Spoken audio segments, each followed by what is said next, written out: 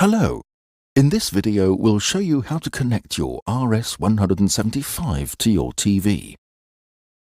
The pack contains the transmitter, the headphones, the power supply, an analog audio cable, an optical cable, and 2 AAA batteries.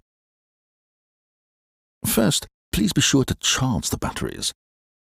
The rechargeable batteries are only at about 25% when you unpack them, so for a first test of your wireless system it may be sufficient.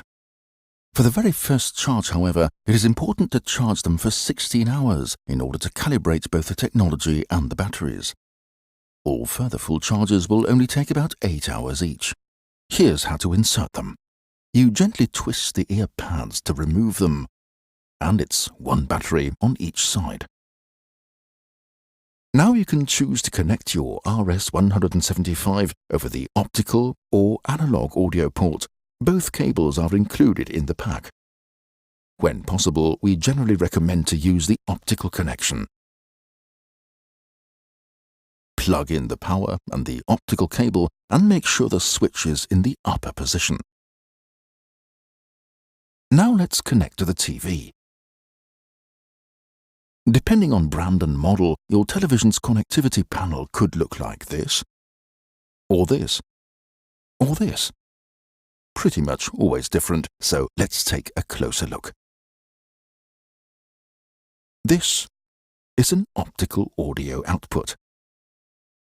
Connect the optical cable here, and you'll be done. Now, when you turn on your RS175 at the headphones, the transmitter's status LED will light up green, provided it is receiving the right signal. Should the status LED at the transmitter start blinking, that's an error message. In this case, please look into your TV's audio settings for the optical output. You might have various options to choose from in there. Try setting your optical output to stereo or PCM if you find those in there. When the right audio signal is selected, the LED will permanently light up green and you're good to go. With the RS175, you have up to 100 meters or 320 feet of range, depending on your environment. Should you leave the room where the transmitter is and you have, for example, a brick wall in between you and the transmitter, you may experience interference with your reception. Just be aware of this. If your TV doesn't have an optical audio output, or it is in use for other equipment, you can also connect over analog audio with the included audio cable. At the transmitter, put the switch in the lower position. Plug in the audio cable, and at your TV, insert it into the headphone output. Done. Now, if your TV is turned on and the volume is up to at least medium level, but you can't hear anything on your wireless headphones, please look into your settings menu to see if you can find an independent volume control for the headphone output in there. At this point, we'd like to mention that when you use your TV's headphone output, it will most likely result in your TV's speakers turning off. So, if you're watching TV with other people, they won't have sound. Now, here's a solution for that.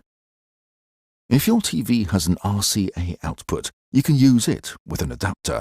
This is what they look like. It's an RCA to audio jack adapter, and they don't cost much. On the back of your TV, look for red and white connections. But bear in mind, some might not work for you.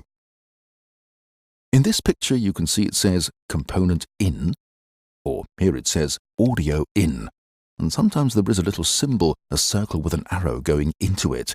You cannot use these for your wireless system.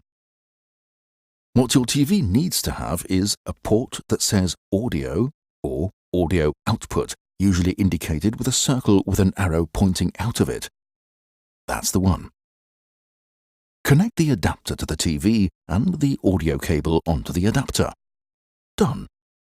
Connect your RS175 like this, and your TV's loudspeakers will remain working.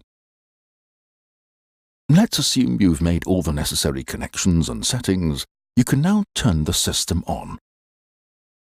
Press the power button on the headphones for about 2 seconds.